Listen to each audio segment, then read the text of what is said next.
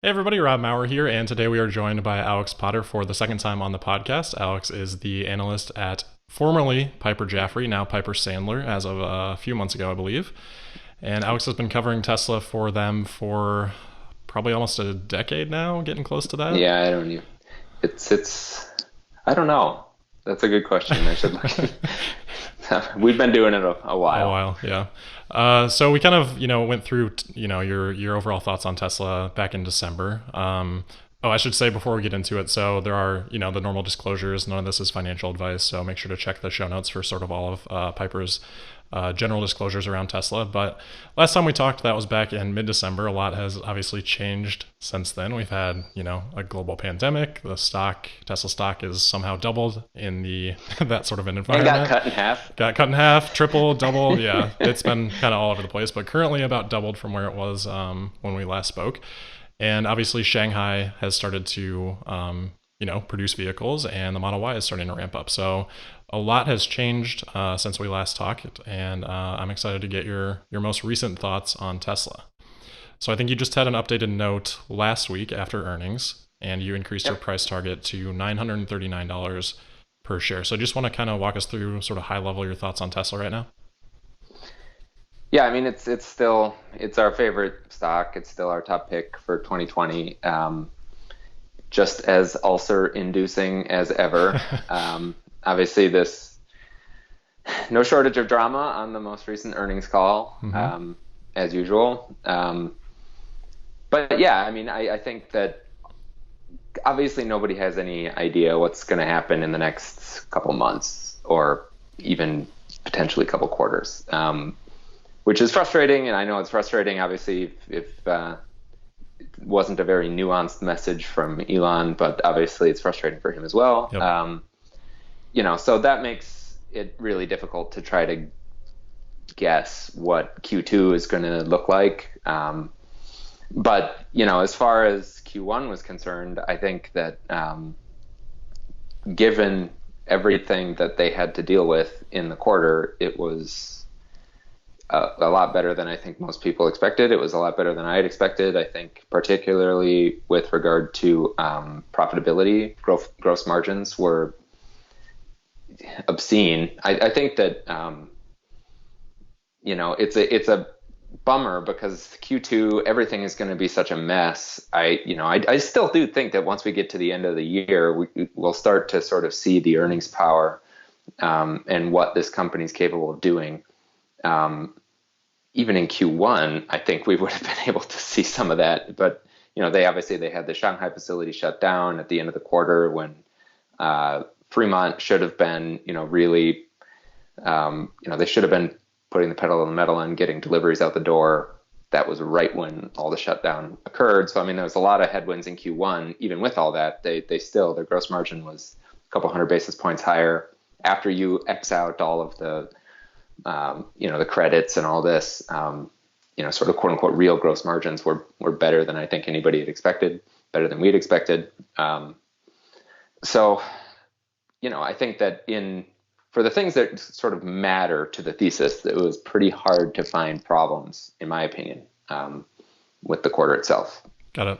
And a lot of the problems that they had were not Tesla specific. Yeah.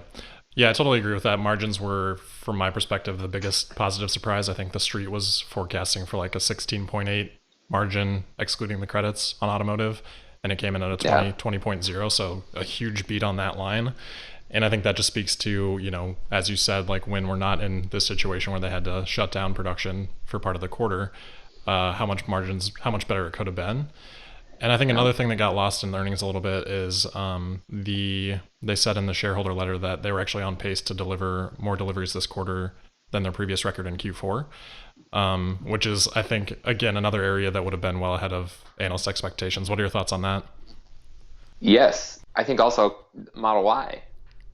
It illustrates obviously that they're every time they come up the production curve on these new models, new facilities, like it is a material improvement versus the last time they did it. And I mean, part of the reason obviously that everybody had been so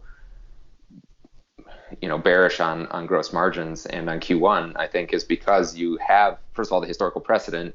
Q1 from a delivery standpoint is normally a crummy quarter, for good reasons, right? There's seasonal issues. You typically produce more in Q1 than you deliver, and that's not great. You you were coming up in this particular Q1, you had the Model Y production ramp and you had Shanghai production ramp.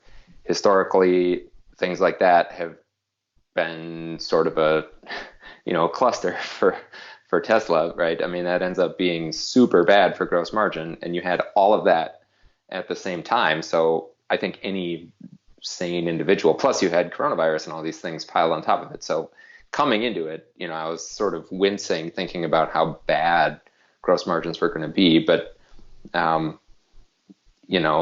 why I say, it's a bummer that we had to deal with all that, because if we didn't, the coronavirus, if it weren't a thing in Q1 and they would have come out and actually delivered the number of vehicles that they were set up to deliver at the margin profile that they were obviously getting, you would have had even better fixed cost absorption, even better gross margins, and people would have been. So yeah, I mean, it's still that realization is still out there on the horizon, right? For sure. It's still, once all this stuff normalizes, then I'll be very curious to see what, especially in Shanghai, like what the run rate margins for once they get up to scale at that plant. It could be quite good. Then it's just a question of like what they do with that, right? Do they like just nuke pricing, and maintain, if they're more or less on the record talking about how they want to shoot for, low 20s, mid 20s type gross margin. And if they view that as like good enough and then give all the rest away in price, obviously that's like philosophically one thing you could do with it. Or, if you think you can get high 20s or you can get 30 plus or something, like, is that what you do? But, I mean, obviously those are the types of problems you want to have. Good problems. So I'd be curious to hear your thoughts specifically on that, because on the China Model 3, we just saw them lower the price on the Standard Range Plus by 10x%, something like that, after earnings. And they still said they expect to have really good margins on that vehicle. I know you're really familiar with the China market in general, and it's something we'll talk more about coming up here. But what are your thoughts on how that Model 3 is now positioned competitively versus other brands in China? I mean, it's doing exceptionally well. You look at what's happened in the first couple months that it's been on offer, and subsidies or no, I understand why, people focus on the headline and the Chinese government is moving subsidies around, and Tesla's pricing moves around in response or doesn't. And what does that all mean? And blah, blah, blah, blah, blah. But I think in the end, this topic gets probably more airtime than it deserves. People aren't buying these cars because the subsidy is moving around by a couple hundred basis points from quarter to quarter, or even going away, right? I mean, we've seen in multiple instances. I mean, Q1 should have been bad. Like, if everybody was only buying these products because there's money on the hood from the government, then Q1 should have been, because we had lapsing incentives all over the place in Q1, and that doesn't even register. Like, it is news for the entire Chinese EV industry, whose entire business model is predicated on the subsidies, right? Because a lot of these folks are teetering on the brink, and this extension of subsidies gives them a lifeline, and maybe their volume won't go to zero as a result, but Tesla's volume wouldn't go to zero one way or another. I think having the standard range Model 3 priced at a level that qualifies for the subsidy is probably good. I think if anything, it ends up making it that much more difficult for everybody else to compete. But like I said, I think it's sort of, in the long grand scheme of things, I think it's sort of immaterial. Okay. In terms of the non-electric vehicle competition, how do you think the Model 3 is positioned? Do you think it can, because the last time what we had talked about was one of the concerns that you had as Tesla was starting to, you know, position itself to scale up in Shanghai was whether they'll have the demand for that because the Chinese market is, a little bit, it has its uniqueness versus some of the other markets Hmm. that Tesla's, gotten heavily market penetration in. So, what are your thoughts on that in this first few months here? And we know Tesla's trying to ramp up to, I think they said 4,000 a week, mid 2020, so 200,000 a year. Do you have any Yeah. concerns about China supporting that level, or what do you kind of see that long term demand at? I mean, so we covered in the first talk, right? I mean, the luxury sedan market in China is very large. It's bigger than the US. It's bigger than Europe. It's the biggest luxury sedan market in the world. The problem is it's not accessible to all brands because of the stranglehold that the Germans have on it, right? It's 75% or whatever of the luxury sedan market is split more or less evenly between Mercedes, BMW, and Audi. And there's not a lot of precedent for any of the other luxury vehicle manufacturers winning any share away. I mean, it's, they'll come and go a little bit every once in a while. It seems like Lexus is doing well, and then it seems like JLR is doing well, and then it seems like, Cadillac is doing well. But in the end, they're all in a scrum, and they're, getting 3% or 6% or 5% of the market. And then, whereas those three brands are 75%, and you can set your watch by it, and they've got it completely on lockdown. So the real question, like as you alluded to, is like, can Tesla come in, and if it's a 1.8 million unit luxury market a year, how much of that is a viable shot on goal for Tesla? Not as much if that 75% is off limits. I don't think we get sort of slam dunk evidence in the first 3 months, of having the factory open, because there's a backlog of orders, and who knows. Mm-hmm. And so we'll have to see where it settles out. So I think that there's still no true conclusion to that, but I think that uh, the initial results would be very concerning to me if I was working for one of those companies, for a lot of reasons. And I don't know. I'm starting to, and we're still under modeling that, because I still in the back of my mind have some degree of skepticism, that Tesla can, if you take all of the luxury sedans in the Chinese market across price point, and then assume that Tesla's going to sell, like one out of every four of them or something like that, which they can do in other markets. We're not modeling that in China, but and in a lot of ways, the Chinese government is stacking the deck in Tesla's favor. We mentioned offline, you're interested in hearing some of the things that institutional investors ask questions about. And especially now with all of this COVID-19 stuff and China bashing, and people trying to blame China for brewing up COVID-19 in a lab in Wuhan, and all this, it's like I get people asking me that question every day. It's like, okay, well, isn't that really bad for Tesla because the Chinese government is now going to turn around and, stir up unrest amongst the consumers to, boycott American brands or something like that. And like, that would be a really, really serious 180 on the Chinese government in like no time flat. I think the likelihood of that occurring is low. People have been talking about anti-U.S. sentiment in China for American brands ever since Trump was elected, basically. And so, obviously, I haven't been over to China recently. Would have liked to have been over to China by now. I Yeah. should have been back over to China. But I've been talking to dealers basically on a quarterly basis ever since 2016, and asking this question every time. And you don't see it yet, even for Buick and Ford and some of these other American brands. And I suppose it is possible, but for Tesla in particular, I mean, the government has bent over backwards trying to make life easy for them. To go to bed one night and then wake up the next day and say, actually, no, we're just going to like throw up a bunch of barriers and make it difficult on Tesla. I don't think they're going to do that. Yeah.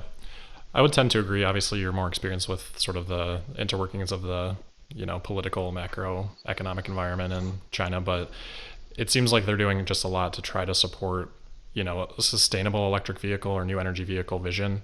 They've obviously been very heavily utilizing subsidies in the past. They've tried, different methods to get there. But that seems to be their overarching goal, is to move in that direction, probably more so than, what we see in other markets, certainly in the United States, Europe, probably somewhere in the middle of the two.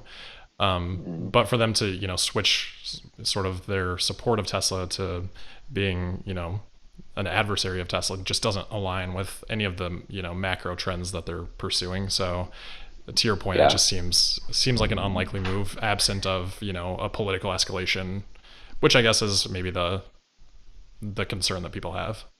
Yeah, I mean, it's hard to predict geopolitics and things. And, it's not like there's no precedent for the Chinese government sort of implicitly or explicitly getting consumers to behave in a way that, is targeting Japanese brands or targeting Korean brands when there's conflict. So there is precedent for that occurring. But on this new energy vehicle stuff, I mean, the thing that Tesla's done, that, and you're right? I mean, the Chinese government really does want to support the sustainable development of a Chinese electric vehicle industry. But by definition, having an industry that's reliant on subsidies into perpetuity is unsustainable. And for all of their best efforts and the amount of money they've thrown at this market, there's still a lack of a true global, or Chinese for that matter, brand champion that has products that people want. Tesla is really it's still the only example, whether we're talking about China or we're talking about anywhere else in the world. So if they really do want a sustainable electric vehicle industry with consumers who are lining up to buy vehicles absent subsidization, and they're not willing to make life easy for the one company that actually cracked that code, then you can't really take their electric vehicle plan seriously, I think. So anyway, I still think, that Tesla is doing very well in China, and the facility itself has, I think, surpassed all expectations. The one thing that I did have, you mentioned coming out of the quarter that I still don't have a good answer to, and there were some people who asked this question, is, we don't yet have a fully domesticated supply chain in China to support the Shanghai facility, which means they're still relying on U.S. supply base to a certain extent, which at this point is shut down. So, how quickly can they can they expedite the localization of the supply chain there? And B, what's the risk in Q2 of having sort of the Shanghai facility, this great story, end up getting broadsided by factory shutdowns outside of China, which would be a bummer. Yeah. And I still don't have and obviously a lot of times people ask these questions and it relates to cell supply and, what kind of, and they always sort of tiptoe around that and talk about how they don't want to steal the thunder from Battery Day and all this stuff. Which again, I think there were a couple people who started like going down that path a little bit on the call, and they shut those questions down every time. Which, hopefully we'll know more in a few weeks. Yeah, we'll see. We'll just have to see. Yeah. So sticking on earnings then for a little bit, what were your thoughts sort of, I don't know if you've had time to go through like the 10Q and stuff, but any highlights from that or any, perceived risks that maybe people aren't necessarily catching on to? The 10Q. I mean, I haven't read through all of it. So we're doing earnings for our other companies and things. I typically try to maybe take a day or so after the dust kind of settles from earnings. I mean, one thing that I do want to do a better job of, I think that everybody needs to do a better job of, is explicitly modeling the deferred revenue stuff.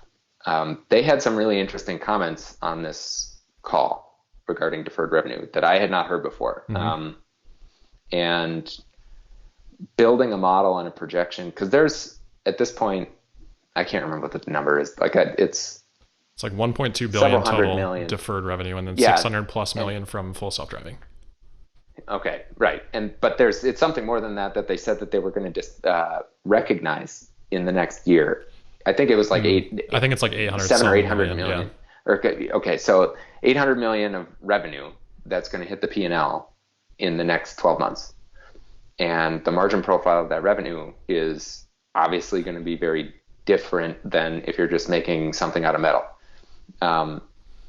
And that number keeps rising. So if you look every quarter at what they say in their Q, it's like, oh, well, last quarter it said in the next 12 months we're going to have X 100 million. Now we've got Y 100 million.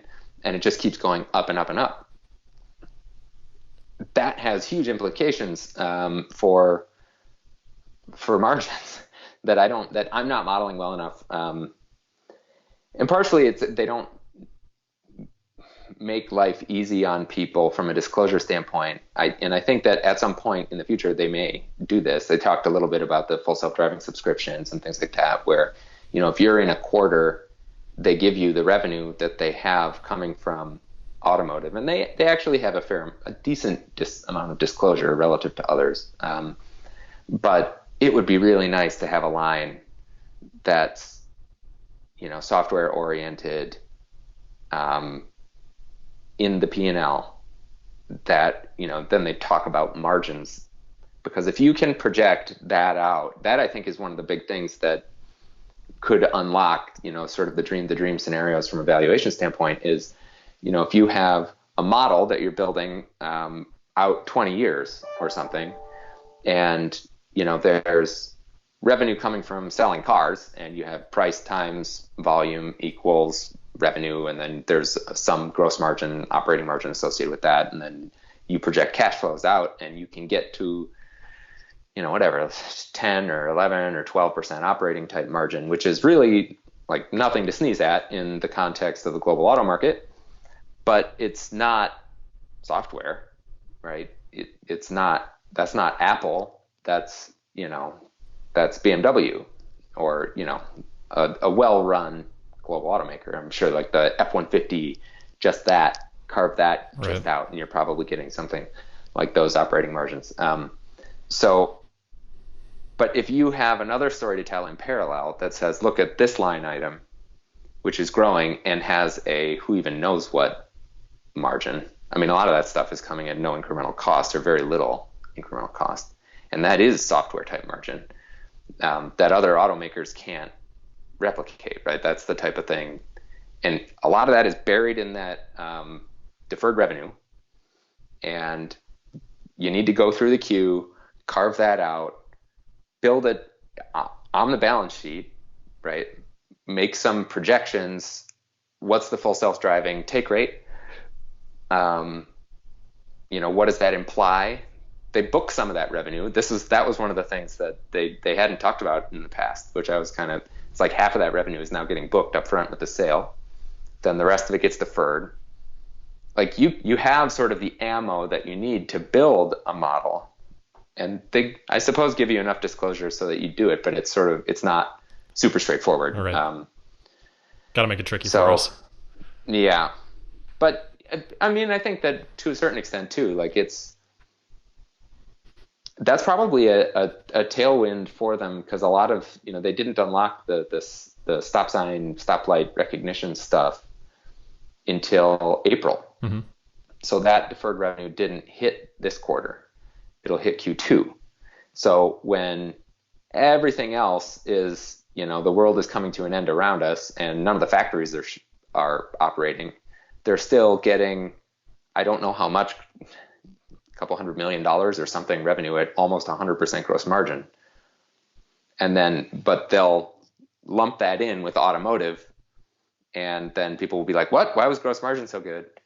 And because they don't give you all of those different line items, you're just sitting there sort of scratching your head, or some people are. And it's a benefit to them to be able to maintain the cloudiness, the haziness around this, so that they can, I don't call it manipulate earnings, but manage gross margin in a way that people aren't getting, losing their minds quarter in, quarter out. Mm-hmm.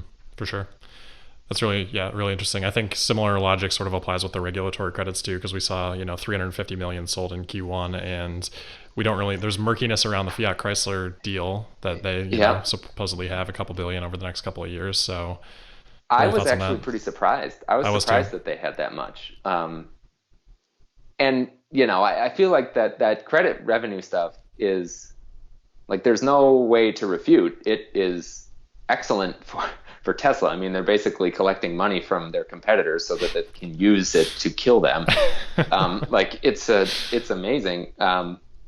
But obviously, nobody's going to build a long-term overweight thesis on that. Like, and any time that they come out and have 300 million of credit-related revenue, people who are sort of bearishly inclined, curmudgeon-y type people will be like, "Wow, yeah, no, that doesn't count for anything." Yeah. And so, like, it's always, and it's impossible to model. So but the thing that I was confused about in this quarter, or not confused, but I guess pleasantly surprised by in this quarter was I would have assumed that, because of all of the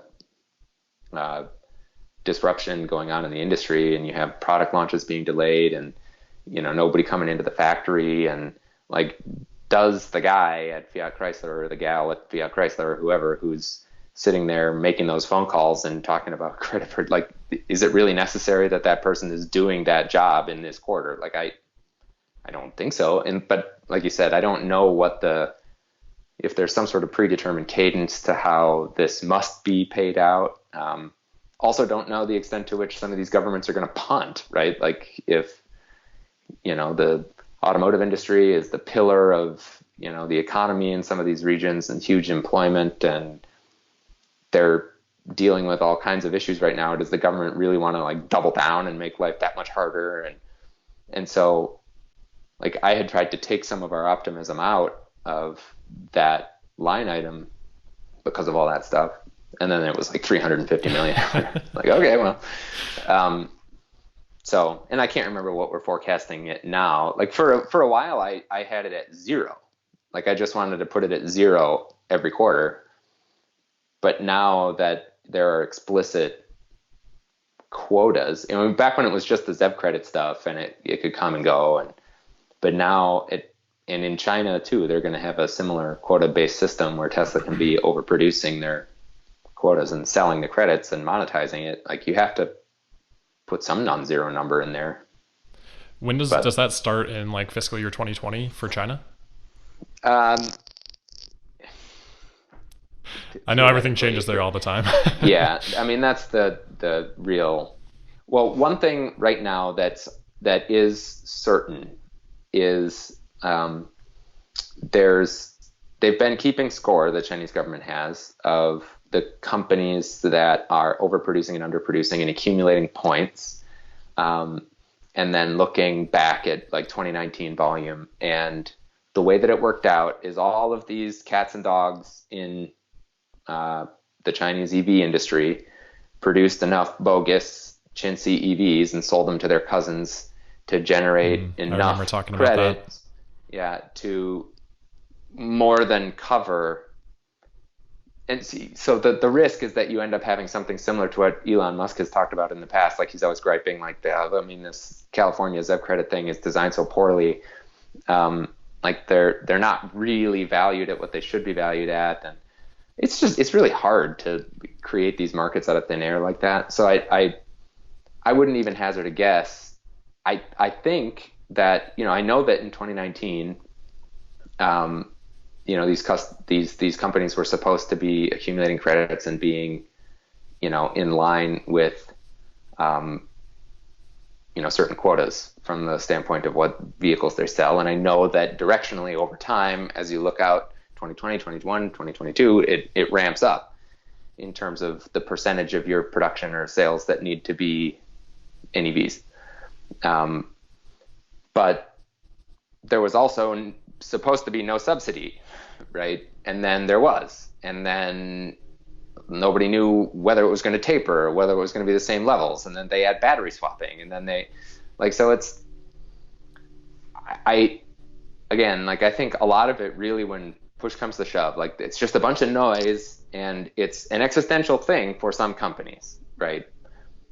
For Tesla, it's either there will be free money or there won't be free money, but that's not why you buy the stock, right? Right. Like it's sort of like, well, either things are going to be truly amazing or slightly less so.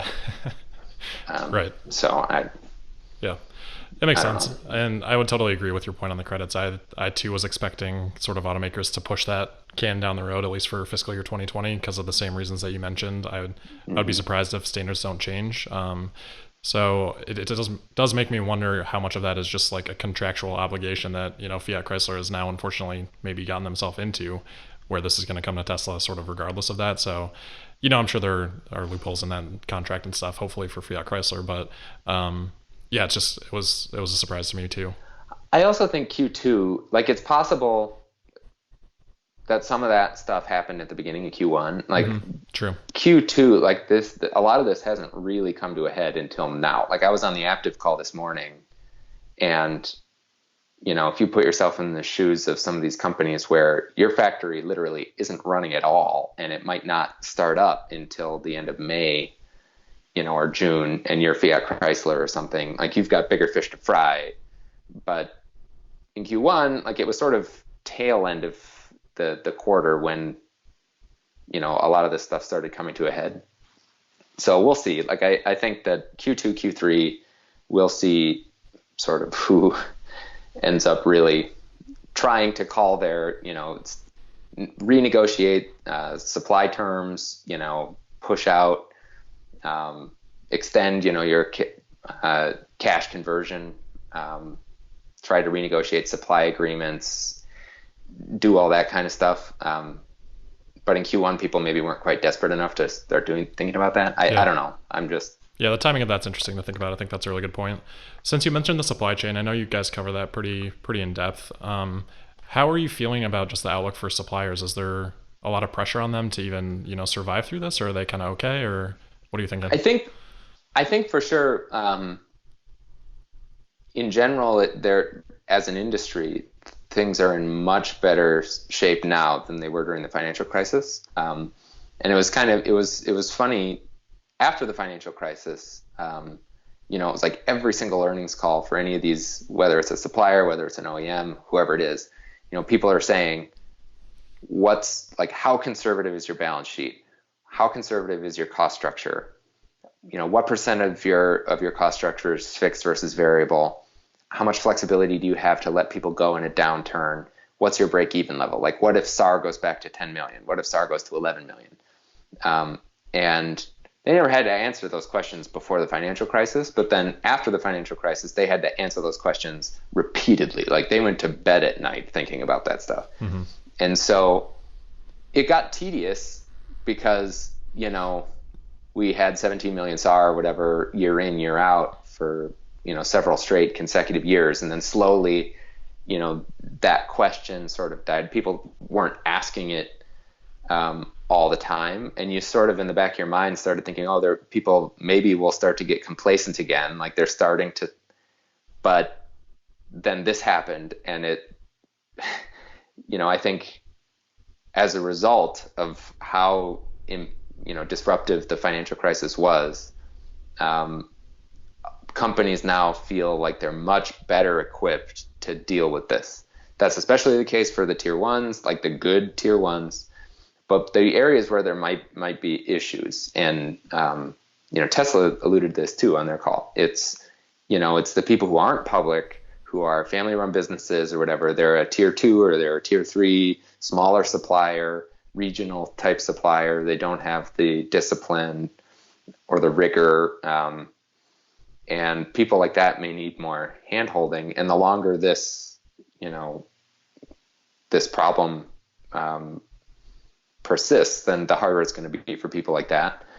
So we'll see. I mean, I guess a lot of this stuff right now is still too new, right? And there's still enough money flying around from the government, so that we don't really have a good idea yet.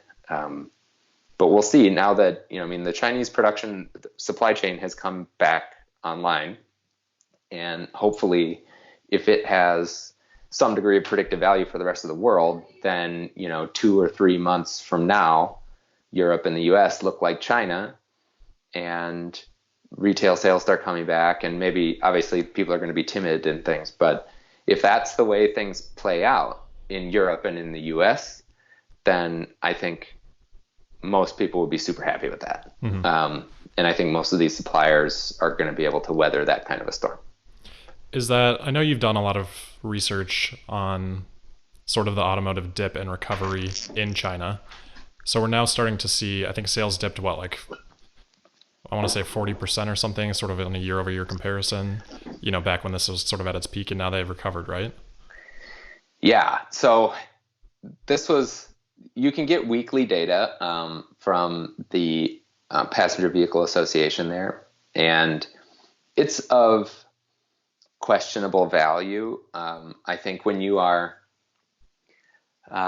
somewhere in like a mid-cycle environment, and you're looking at weekly data, I mean, there could be something screwy that happened in the previous year in that week, but then people, take that data point and extrapolate and run with it. And so, you have to sort of take all of that with like a boulder of salt, a lot of times. But I do think that now, after the COVID-19 thing shut down, so the year-over-year comparisons in February in China were, like scorched earth. Like it was like there were several weeks where you had nothing. I mean, it was like 95, 98% decline.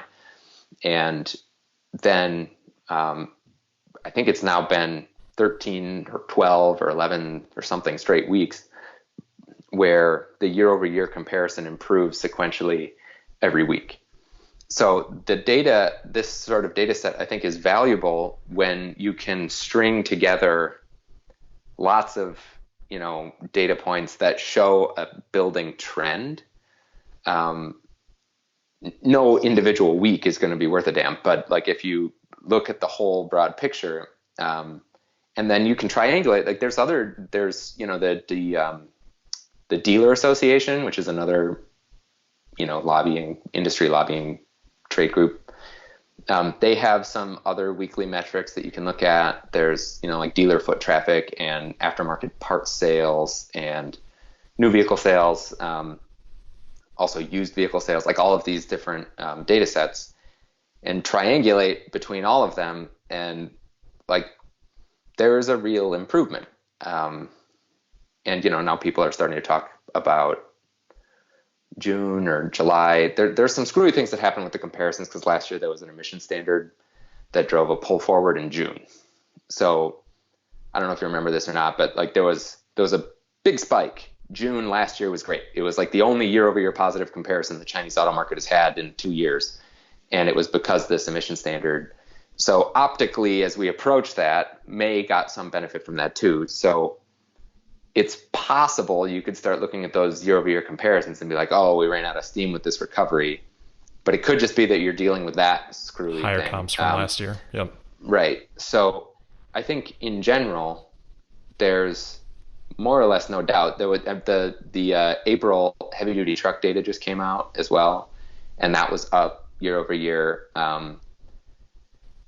So I do think, and the plants are back up to more or less full staffing, and people obviously they go back and forth about the quality of China's COVID-19, the believability of the data. And it's not real clear to me why there aren't secondary outbreaks in China. But hopefully, like I said, there's some predictive value to the experience that China's had. It's the same supply base, right? I mean, especially if we're talking about the global, the tier one suppliers or the auto brands, they now have the experience of restarting these plants, and making sure everybody has PPE and is maintaining 6 feet of distance, and what it takes to get a manufacturing facility up and operating again. So it's not like they have to learn how to do that in Mexico or learn how to do that in Europe relearn how to do it. Right. Um, so yeah, I mean, at this point, I'm relatively optimistic about the way things are shaping up in China.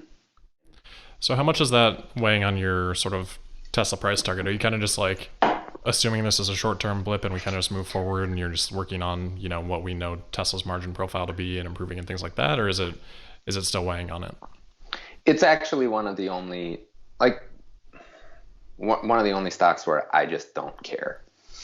Like a lot of this, and I don't want to say I don't care. And Elon talked about how Q2 and Alameda County and Fremont being shut down and all this, like that should be considered a significant risk. Like I agree, like it's a significant risk in the sense that Q2 results could be a complete dumpster fire, which they probably will be, and they could be an even bigger dumpster fire if things last several weeks longer, a couple months longer than what we're currently assuming. But what does that mean the world looks like 10 years from now or 20 years from now? Like, I don't think it really matters.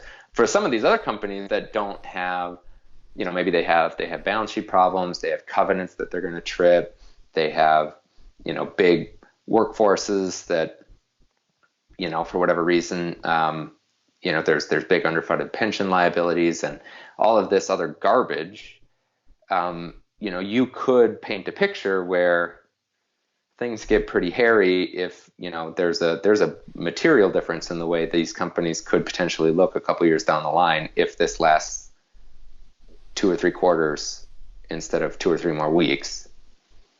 But if Tesla gets into that situation, which I don't think is likely to happen, they'll just raise more money. Like people will give their money and the stock will go up. Like it's the craziest thing. Like people always used to talk about how these capital raises are supposed to be like the nail in the coffin downside catalyst, and every time they raise money, the stock goes up. I mean, so I don't know. Although I guess their most recent capital raise, the stock did not go up after that. Yeah. But they could hardly be blamed for that, and it has basically round trip since then. So, yeah. On that note, yeah. any thoughts on Elon's comments about the price being too high? I have to ask. Yeah, and it's an occupational hazard of Yeah, are you getting a lot of stock. questions from your clients on that, or are people kind of just like moved on from this point? Yeah, I mean, I think a lot of people just find it hilarious. I think that my own opinion on the topic is that he's basically just trying to stir the pot with regard to the regulators and the the stay-at-home order stuff. He's like, well, it's this Q1 or Q2 is going to be a wreck, and it has nothing to do with us, has nothing to do with demand, has nothing to do with the product, has nothing to do with anything. Our stock price is too high thanks to these schmucks. Yeah. Not like, hey, people, sharpen your pencils. Our company is a short, and there's real reasons for that. Mm-hmm. That's not what he's saying. Yeah. So Yeah. I tend to agree with that thought process. Another thing that was in the news, any thoughts on, David Einhorn was back again asking about accounts receivable. So, as an analyst, I feel like it's good to throw that question out to you too. Any concerns on that? Yeah. I mean, so first of all, I think that there's clearly one big difference with Tesla versus other automakers is not a lot of other automakers have, multi-megawatt scale grid storage projects and other goofy stuff like that. The receivables profile and the cash flow profile and the entire business model for something like that is completely different versus what GM is doing. There's a lot of ways, actually, receivables and other balance sheet type ways in which Tesla is fundamentally structurally different from automakers like that. And the capital intensity of the business, whether it's working capital or CapEx, like there's a lot of differences. So taking somebody like a GM or a Ford or whatever and saying, this is what, an automaker's accounts receivable or cash conversion cycle, quote unquote, should be, like, this is the right number and this is what your number is. So there's funny business. Like, I think that argument is wrong, because of these structural differences. So, I mean, it's true that I can't like look at their specific accounts receivable, their disclosure, and pull out big projects like that. And say this is how receivables are bucketed. And they've talked about in the past the timing stuff in Europe and things like that. Like I don't want that level of disclosure. Like I think it's unreasonable that people would expect them to give that level of disclosure. It's not common that somebody breaks down all of their receivables, or like gross margin. That was another one that he's like, well, like your gross margin was too high. Like obviously there's best short argument ever. There's something there, right? Because it couldn't be that high.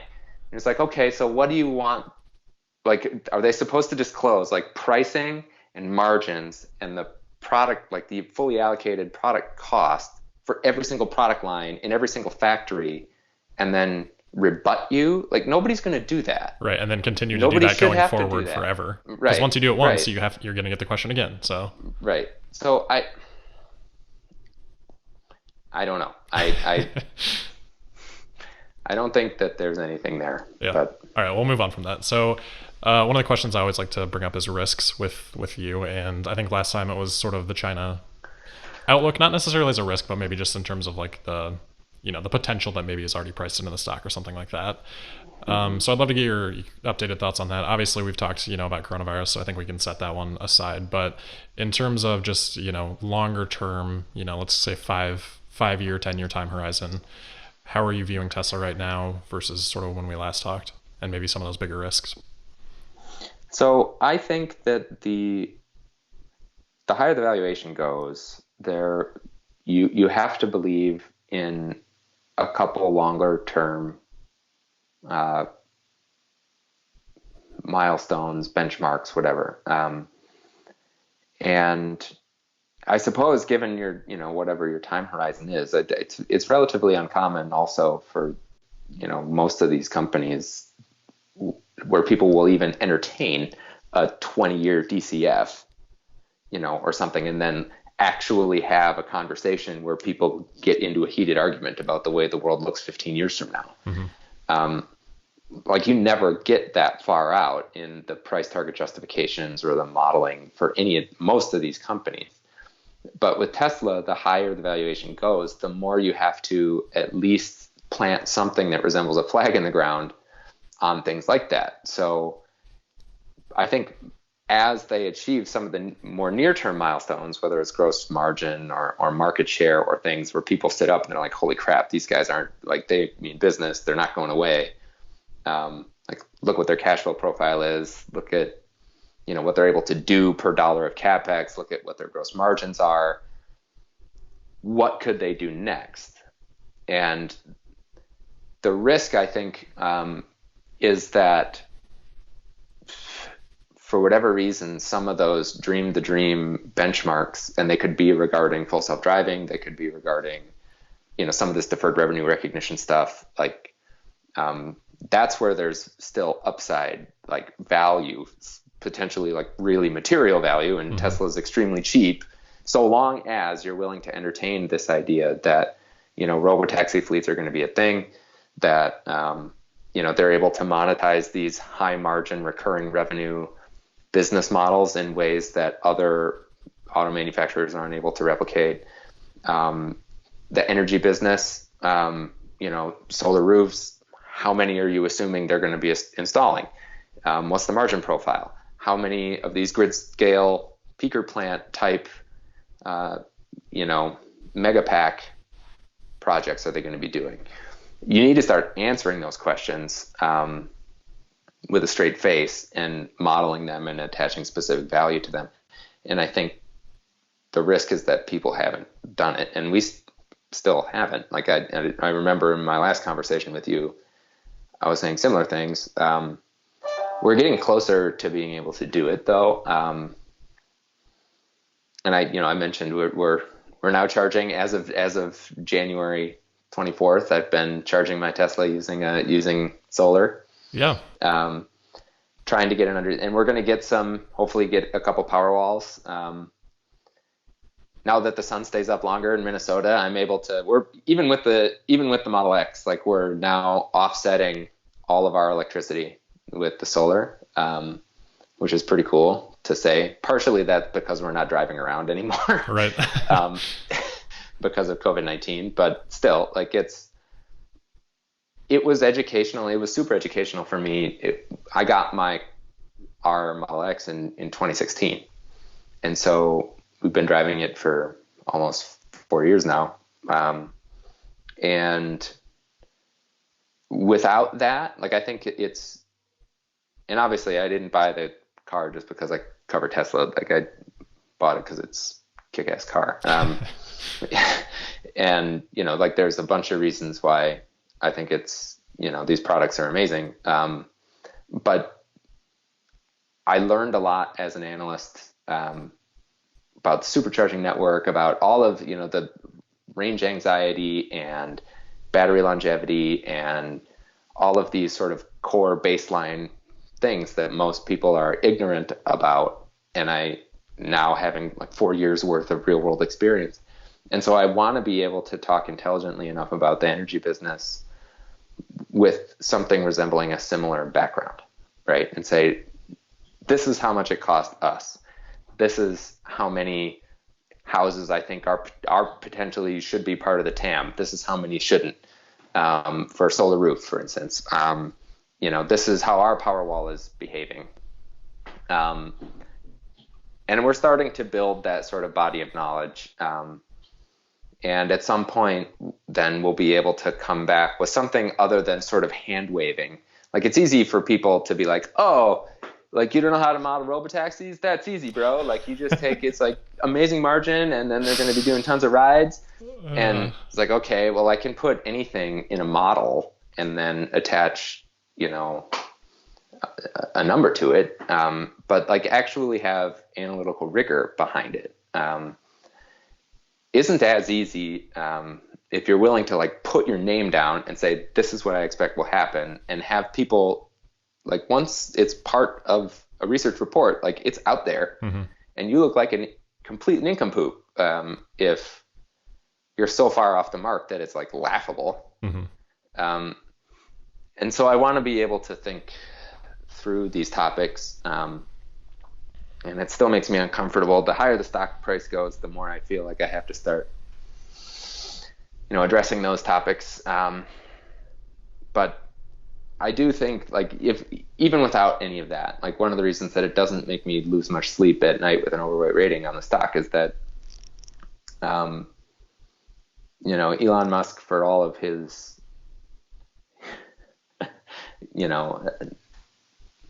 shortcomings, he has been able to deliver some pretty amazing things. And I think that from a directional standpoint, the industries that they're targeting are big, they're ripe for disruption, and for a lot of the same sort of painfully logical reasons, incumbents in these industries can't get out of their own way. And do things in a 21st century mindset, and they never will. And so for the same reasons that, the aerospace industry and the automotive industry and, any of these other industries, like he's basically just applying the same logic and replicating it in different industries. And now that he has the track record that he has, all I really need to know with an overweight rating, even if I don't have the sort of intellectual ammo to back any of this stuff up, is that the energy business is monstrous. It's still run by dinosaurs. Tesla's going to show them how it's done. They've done that many times. Somehow that's probably going to happen again. Now I just need to understand it. So, yeah. Anyway, long-winded answer. No, that's really interesting because I think a lot of the retail investors often are critical of analysts because they aren't modeling much value for the energy business. I'm sure all analysts consider it. Yeah. They just, for the reasons that you mentioned, it's sometimes hard to put pen to paper when we don't have great benchmarks. Yeah. Um, but I think people are definitely curious to hear analyst It's perspective on that. and I mean it's a cop out on my part too, right? I mean it's not like what are the what's the expression, like you can have excuses or you can have results, but you can't have both. Hmm. And so right now I'm just full of excuses why we're not modeling that business. At least I know that I'm not. Yeah, that's super um, refreshing that you're and like willing to even entertain that thought because a lot of people, they'll make the excuse and say, "Oh, well, it has zero value because of X, Y, and Z, like the margin outlook, whatever." But it's yeah, nice to hear that. yeah. But if you do, like, we are using a DCF, right? So to value the stock, and like there's once you get out past like 2025 or 2026 or something, my ability to defend what we're doing is lower, right? Like I Yeah, don't for have sure. as much. And on the automotive business, like even in the auto business, like I'm probably you can take you know, there's Model X, there's Model S, there's Model Y, there's Model 3, there's Cybertruck, there's the Roadster, there's the Semi. Like those are actual products and you're selling into actual markets and there's actual volume and you can make your price and market share assumptions and get to something resembling, maybe the assumptions are wrong, but at least you can identify them. But then what? Right? By like 2025 or whatever, like their product lineup won't have just ended there. So what do I do? Like put whatever model double A, model ABCD Hmm. in the model, and then assume what price point, like what kind of vehicle is it going to be, or are they just going to have a small subset of models? Coming back to that original pricing discussion that we had earlier, like let's say Model 3 is selling like hotcakes and continues to sell like hotcakes, and their margins end up blowing minds. So rather than pushing their gross margin higher, they just cut price. So it is on par with an Accord or, whatever. And then they just kill every Accord, every Camry, every, Nissan Maxima, like everything in that segment, with just their existing product set. Like, what does that mean for volume in 2025 and 2028 and 2031 or something? Or do they have a delivery van? Like, I think they should do some sort of, last mile type of a thing. Like, that's a growing market. Like, they currently have this mobile fleet of service of ICE-based service vehicles, which is not awesome. Um, they could have a product there. They've said they're not going to do low end, like I don't know, like a Corolla type where you can get it for like Like featureless 19. type of just Yeah, like utility they won't vehicle. Yeah. they won't do that. And there's a lot of volume there. So like those are the types of questions that I that I need to be able to answer more explicitly than I do in the long term. Um, So is that sort of potential for Tesla's business left out for the most part of your present day price target? yes. Um, or it's included and I can't defend it. And right Um, now, how you have it modeled at this 920, 939 is leaving that um, mostly out. on the automotive side, yes. I think on our well, on the software stuff for sure. Um, right, like we have them in our longer term model, getting up to luxury vehicle maker operating margins, like 11-12% or something. Like that's their run rate operating Versus margins. today, they're at like five in a good quarter, 5 or 6 or something like that. Right, Yep. right. And so that's that's when we assume they stop building gigafactories and they're just producing vehicles. And like, it's never going to be a point in the next 10, 15 years where that's the type of company Tesla is. Like, they're just a cash cow or whatever and running their existing. But, if that's what they were doing and running to maximize margins as a manufacturing entity, then they could probably do that. And we have them, their market share is like up and to the right and up and to the right and up and to the right for all of these existing products that they've already announced. And then eventually you get to a point where you're like, okay, well, they're not going to sell every car in the world. We'll say that their market share, what they've done in the US with Model 3, let's just say that's the ceiling, because it has more or less leveled out. And it's over 50% like in the segment. Yeah. So it's really tough to get above that. Right. And so, then you have to stop modeling there. Like, so at some point, like, our cash flow from the automotive business is just like an annuity that's at more or less the same. And I can't remember what specific year that is. But so we're modeling that part. I can defend that part out to the mid 2020s or something, and then it just sort of levels out. Do you know what kind of volume that you have that at? Roughly when it starts to level out? Globally? Not off the top of my head. It's lower probably than it would be if they had explicit products that I could model. Or if I were modeling, like in China, for instance, I was saying that, like, BMW, Mercedes, and Audi, like, they've got that market on lockdown. Like, do I really have the gumption to put in my long-term model that Tesla's going to come out and sell 1 out of every 4 luxury vehicles in all of China, like, irrespective of segment, or 1 out of every 3, or like, those are the sorts of numbers that there's precedent for Tesla achieving. Like, do I want to put that in my model in China? And so the answer right now is no. But, like, if they come out and they keep nuking the market, then eventually at some point my hand will be forced. Mm-hmm. But I still, like, I'm modeling what I think is actually going to happen. So it's not like I'm intentionally lowballing or something. But I also don't know why I would increase it specifically. But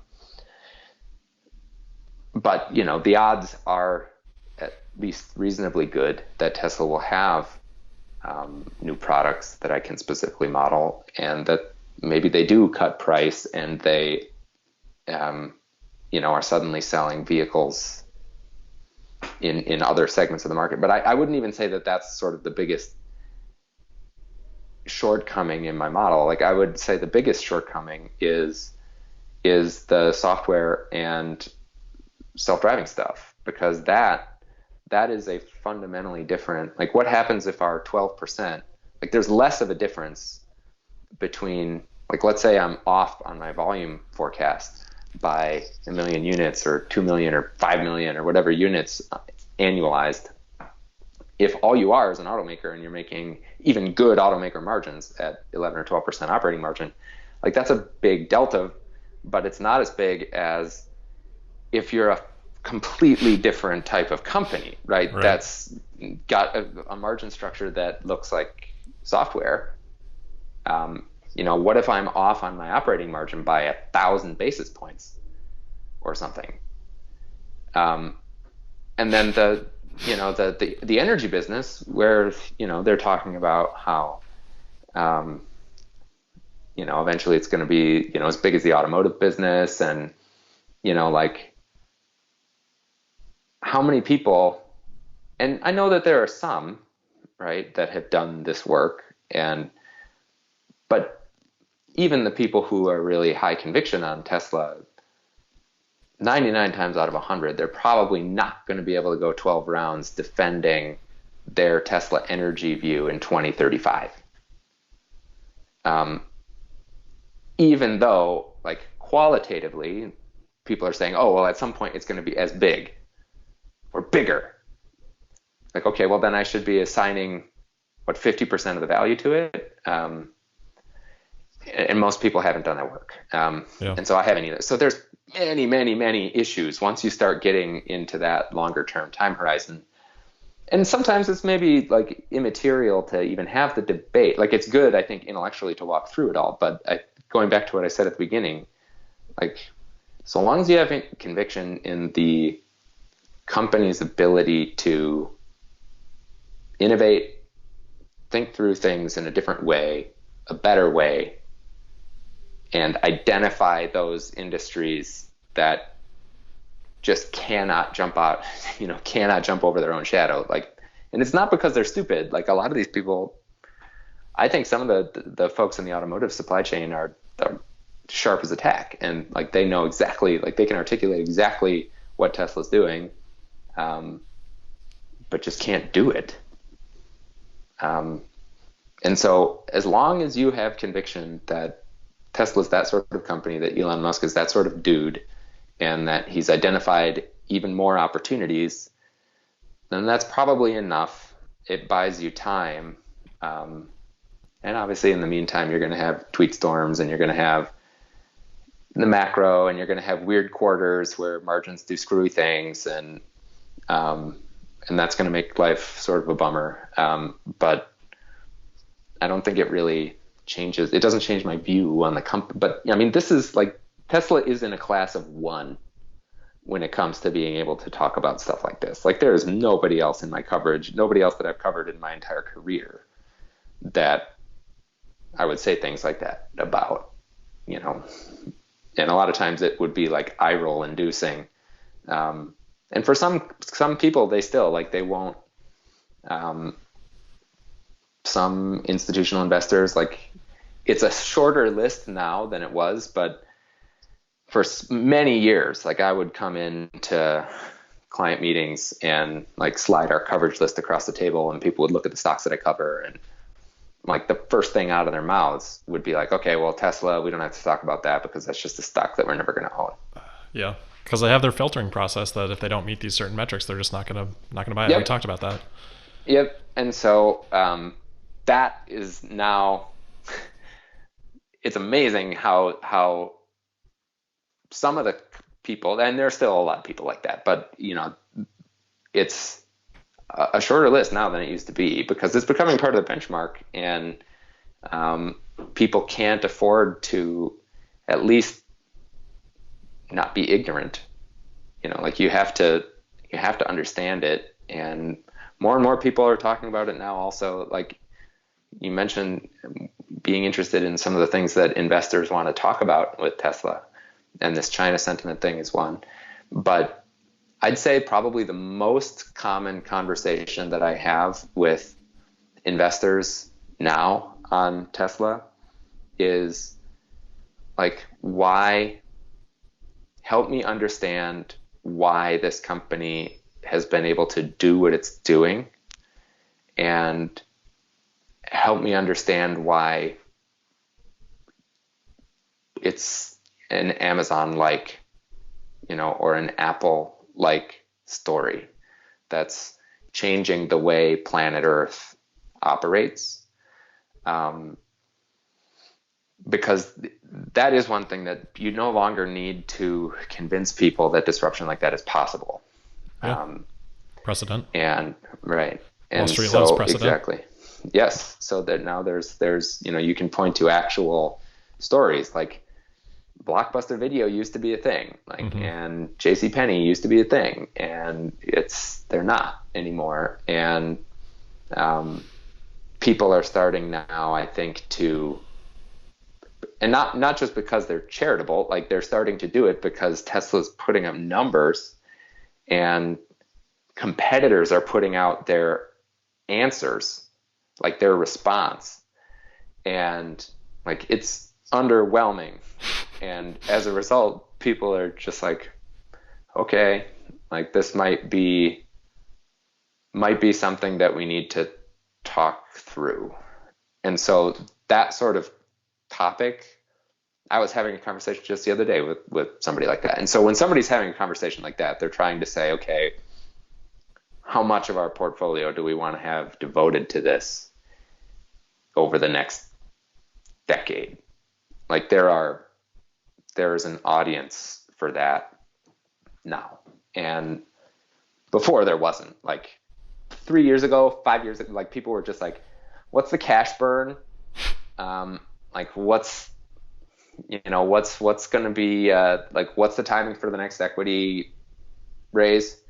Um, you know, didn't you see this photo circulating around of lots of, you know, cars in a lot that suggests Tesla is producing vehicles and has nowhere to ship them, or, like things like that. You don't have those conversations anymore, or not, definitely not as frequently as we used to.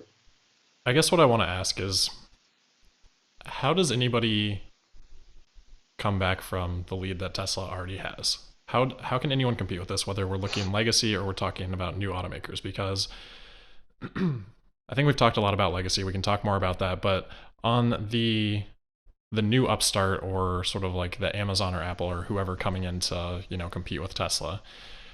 Tesla had the luxury, and I think we talked about this a little bit last time, when they were coming in, they were sort of the new player in the electric vehicle space. They could go through this period of time where they could burn cash for, 5 or 10 years, and people would support it because there was still that potential market to be developed and to capture someday. Yeah. Tesla's already positioned themselves now to capture that. They've already gotten the scale, and they've already proved themselves competent to be able to, take full advantage of the opportunity that's, sitting there in front of them. So a new automaker can't go through that period of time. Maybe a company like Amazon or Apple could, fund that cash burn and get up to scale. And, they obviously have a lot of ability to leverage their pre-existing business to do something like that. But someone brand new, I can't see that happening. And then legacy, like there's just so many challenges culturally with their business line, and obsoleting that and things like that. It's just like I can't piece together how anyone competes. So when we're talking about this longer term modeling, for me, where I sort of come to the table from is, it makes more sense for me to assume that Tesla's going to continue to be in that position where they're leading in, the pace of innovation that Elon has talked about as being the most important thing, versus breaking it down sort of into an individual model perspective. To me, it's more of like, how fast can Tesla grow? And whether that falls into Model 3 or it's Model 2, Model AA, whatever the case may be, we know their aspirations, and Elon reiterated this on the call, that he thinks for, the next decade, they can grow at 50% compound annual growth rate, which would be, 20 plus million vehicles, 30 million vehicles in 2030, which no analysts, and this is, I think, what's so interesting to talk to people about, is because no analysts are modeling anywhere close to that. I think the highest target I've seen is really like, I don't know, 4 or 5 million.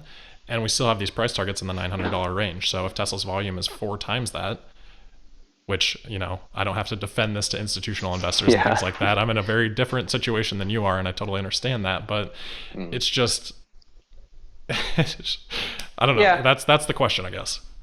No, I mean, it's fair. I think,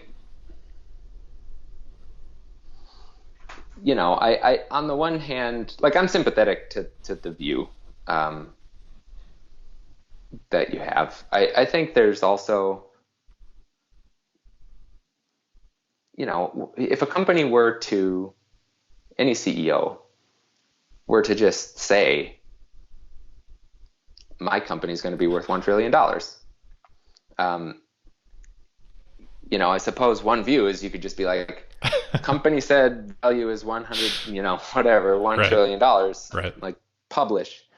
And, I think that, to his credit, right? I mean, you can't just disregard, certainly not now, maybe a decade ago or 20 years ago or something, prior to when he was just some punk, like, you could roll your eyes and not take that sort of talk seriously. But now, I mean, you have to give it to him. Like, he's had a fairly good track record of hitting, doing the things that he says he's going to do. But I also, I have to be able to do my own job. And I think, the math of 20,000 or 20 million or 30 million vehicles or whatever it is. The other thing too, like, let's say it is 30 million and Tesla Energy is bigger than that, or half or equal to that. Like, nobody's modeling that either. Right. Right?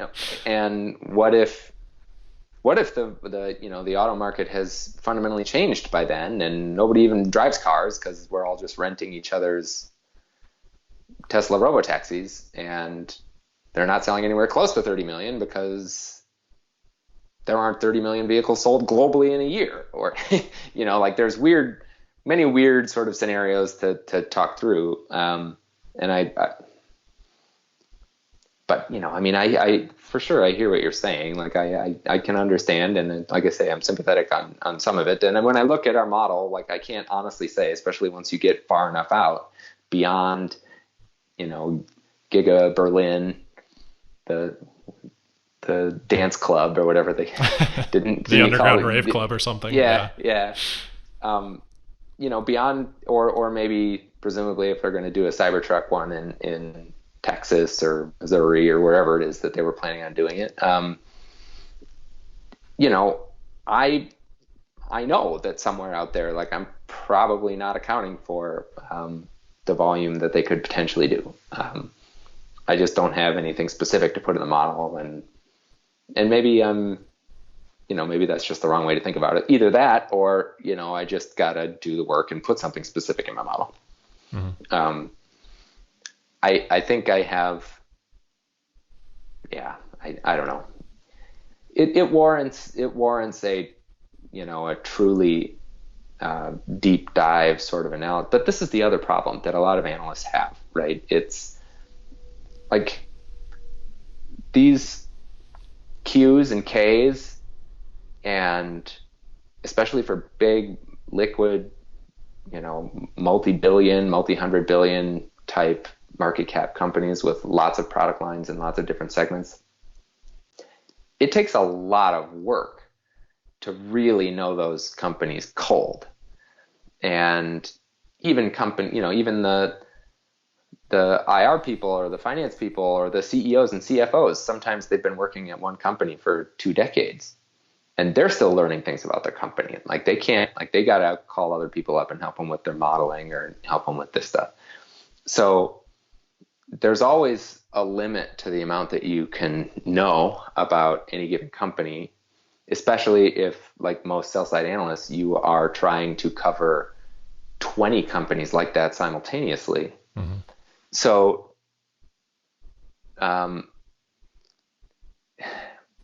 it's I would say that Tesla is the type of company that probably warrants the amount of bandwidth that you would need to write, just like Amazon or something, or an Apple.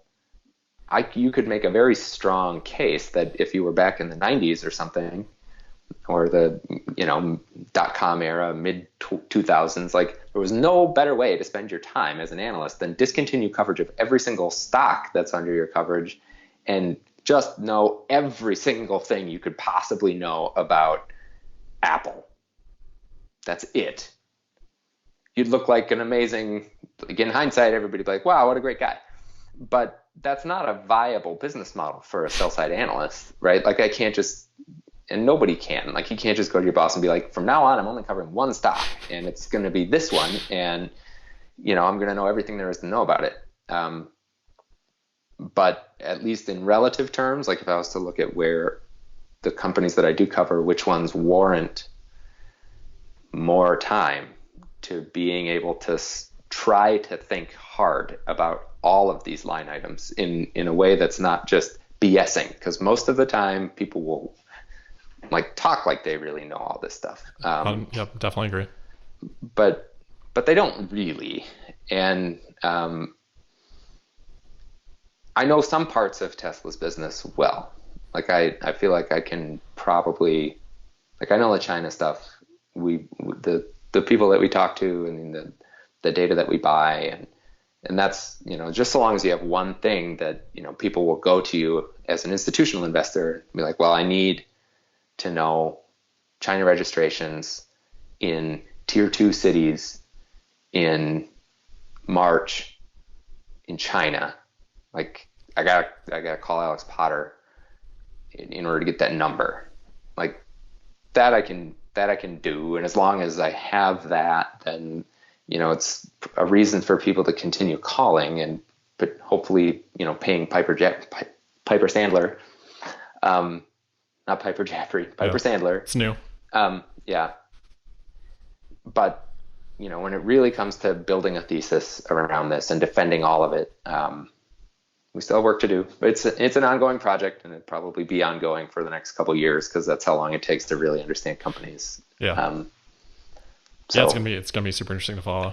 I think we can probably leave it there, but I guess just sort of a couple closing thoughts for me, then we'll see if you have any as well. But yeah, the point to the question isn't that we should just, take Elon's numbers at face value. He's been late before. yeah, Like they were targeting 500,000 vehicles in 2018. And I think that, they came in at like, I don't, what is 367 is like 200,000 or yeah, something like that in 2018. So like yeah.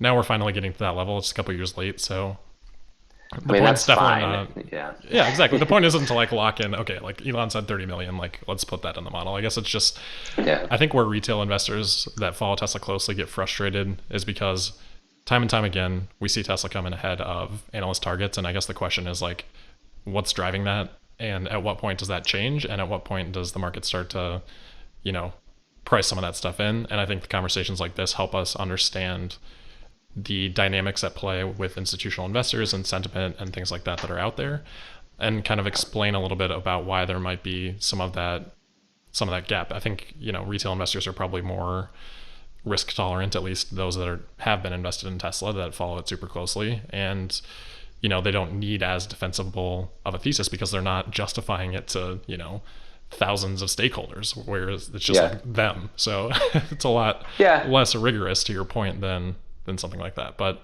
yeah. And sometimes too, like it's actually not BS that there are retail investors. On the say.com or whatever stuff, it's like, why are we even taking questions? Because retail investors know the company better in the majority of cases than some of these quote unquote professionals, which is not false. Retail investors, obviously there's all kinds of retail yeah, investors, and some of them are way off the mark. right. But because we're basically just talking about the general population here, and there are dumb people and there are smart people. But I do think that, like, if you have the time and the the skill set and the understanding and the commitment to looking at every line and and reading about all the new model launches and looking at Sandy Munro's teardowns and everything, learning everything, reading the forums and all of those things, then you're going to learn stuff. And if you imagine trying to do that not just for Tesla but for 24 companies, it becomes clear quickly that you wouldn't be able to. Yeah, absolutely. I think. And so, I mean, that's essentially what I do, and it's 100% of my time is focused on Tesla. I didn't even really expect it to be like that. Obviously, I cover, news from the other automakers too, but it's with the Tesla perspective. So, yeah, yeah, it totally. and I'm getting emails from me at 3 a.m. or whatever, like, saying, I'm just like, hey, Yeah. thanks for reaching out or whatever. I just got done trying to interpret this queue. Yeah. Now, if there were 3 other companies that reported that same day and you had to update your models and read through 4 different 10Qs that night, eventually you'd just be like, screw this, I'm going to sleep. And so Yeah.